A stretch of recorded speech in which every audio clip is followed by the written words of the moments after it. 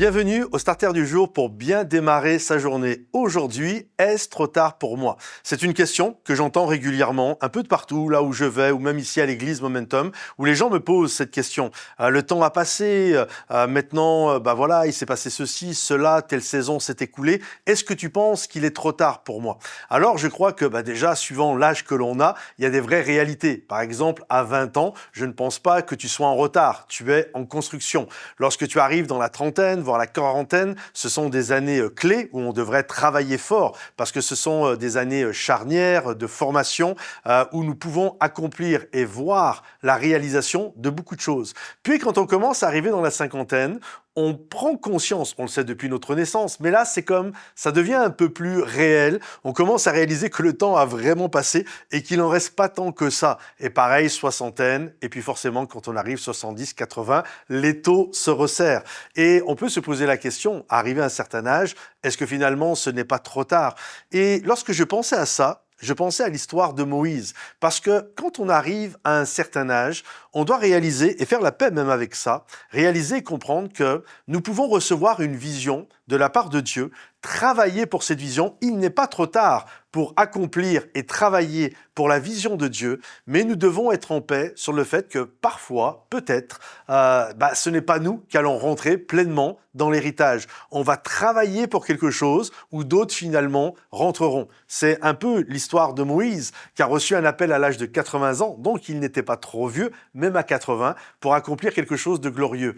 Mais au moment de rentrer dans le pays promis, lui, il a vu la vision de loin, la promesse de loin. Il n'est pas celui qui est rentré, mais il est celui qui a mis les gens dans le bon rail pour pouvoir ensuite entrer dans le pays promis. Donc on doit comprendre qu'il y a cette réalité spirituelle. Il n'est jamais trop tard. Tout dépend finalement là où nous en sommes et de ce que nous attendons par trop tard. Et je crois qu'on doit être en paix avec ça. Tu as 20 ans, travaille fort, 30 ans, 40 ans, 50 ans, 70 ans, 80 ans, tu commences à comprendre qu'il y a des choses qui sont différentes. Mais tout le monde, peu importe l'âge que tu as en m'écoutant, tu peux accomplir la vision et le rêve de Dieu pour toi. Et un des sentiments les plus beaux que nous avons, et d'ailleurs, on le voit dans des personnes âgées qui, malgré leur grand âge, parfois, ils restent frais et encourageants, c'est qu'ils ont ce sentiment de complétude. Ça veut dire que même s'ils sont âgés, ils sont en paix et frais parce qu'ils ont accompli la mission de Dieu dans leur vie. Comme on voit des gens qui arrivent âgés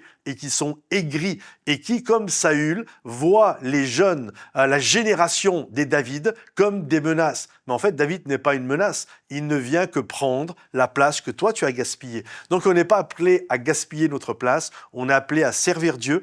Et peu importe là où nous serons, si on est ceux qui vont rentrer dans le pays ou ceux qui vont faire rentrer les autres dans le pays, en fait, l'important, c'est de servir Dieu et d'être en paix avec ça. Et plutôt que de faire la guerre à la génération de David qui arrive, plutôt être ceux qui, comme Moïse, allons accompagner les jeunes Josué à rentrer dans le pays promis. Peu importe que tu sois un Josué, un David, un Saül, ou j'aimerais plus pour toi un Moïse, soyons des hommes et des femmes qui entrons dans le plan de Dieu pour notre vie. Que le Seigneur te bénisse, que le Seigneur t'encourage.